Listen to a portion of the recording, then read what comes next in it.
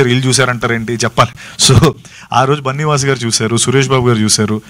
వాళ్ళ నుంచి మాకు వచ్చిన ఫీడ్బ్యాక్ వాళ్ళు తీసుకుంటాం ముందరకు వస్తే కొన్ని కారణాల వల్ల అది ప్రొడ్యూసర్స్ తీసుకున్న డెసిషన్ వల్ల ఏంటో అది ముందరకు వెళ్ళలేదు వాళ్ళకి. 27 డిసెంబర్ 2018 వరకు మీరు నమ్మరండి, అంటే నాకు వచ్చే హై కానీ లేకపోతే ఎక్లైడ్స్ కానీ అమ్మడి అమ్మ అయిపోయింది సెట్ గురు, అసలు మన ఏదో అసలు నెక్స్ట్ బిగ్ థింగే ఇలా ఉండేది. 28 డిసెంబర్ 2018 నా సినిమా ఫ్లాప్.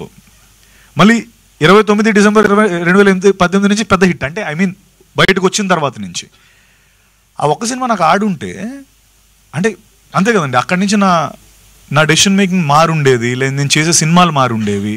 లేకపోతే అఫ్కోర్స్ నేను చేసిన సినిమాలు నేను చాలా కాన్ఫిడెంట్గానే చేశాను. నేను ఆ విషయంలో ఏదో ఊరికే బుర్ర లేకుండా చేశాను ఏ రోజు అన్ను. జస్ట్ దట్ ఆ సక్సెస్ ఇచ్చే ప్లాట్ఫామ్ నాకు దొరకలేదు.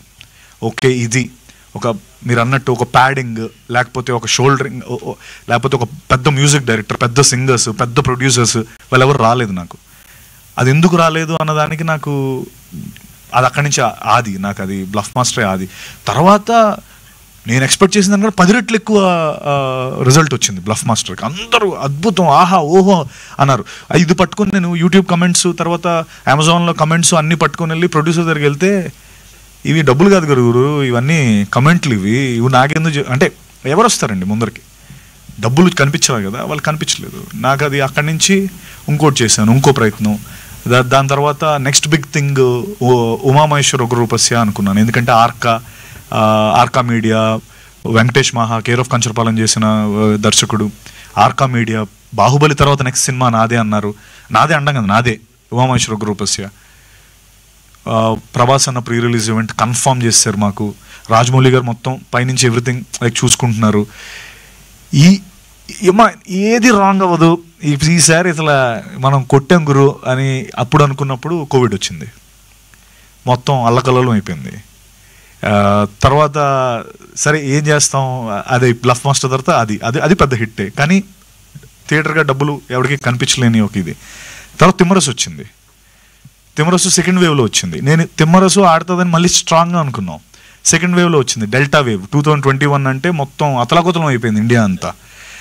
తిమ్మరసు మా కోవిడ్ టైంలో వచ్చిన ఫస్ట్ ఫిల్మ్ జూలై 31 వచ్చింది. 3 షోలు, 50% ఆక్యుపెన్సీ, సగం ప్రైజులు. ఇంత దీని మీద ఆ రోజు వచ్చిన డబ్బు అంట మామూలు జనరల్ టైమ్స్లో వచ్చి ఉంటే దాని ఇది 3 టైమ్స్ ఉండేదంట. అప్పుడు చాలా ఎక్కువ డబ్బు చేసింది. కానీ ఆ డబ్బు మామూలుగా పేపర్ మీద చూస్తే ఇంతేనా అని ఉంటుంది, బట్ దాన్ని ఇంటూ 3 ఎవరు చేయరు కదా. ఇంటూ 3 కోవిడ్లో రావడం మీ తప్పు, ఆగి రావాల్సింది, మేము ఆగలేకపోయాం, అక్కడ అది మిస్ అయింది. తర్వాత కృష్ణమ్మ మిస్ అయింది. కృష్ణమ్మ పెద్ద పెద్ద నేమ్స్ ఉన్నాయి. సో ఇలా ప్రణాళిక జరుగుతూనే ఉందండి, అంటే ఎక్కడ కూడా ప్రయత్న లోపం లేదు. నేను ఖచ్చితంగా ఆ ప్రణాళిక లేకపోతే ఆ ప్రయత్న లోపం ఏ రోజు లేదు. జస్ట్ దట్ మేబీ నా టైం లైన్ ఇది ఈ 22 వరకు రాసి పెట్టుందని నేను నమ్ముతున్నాను.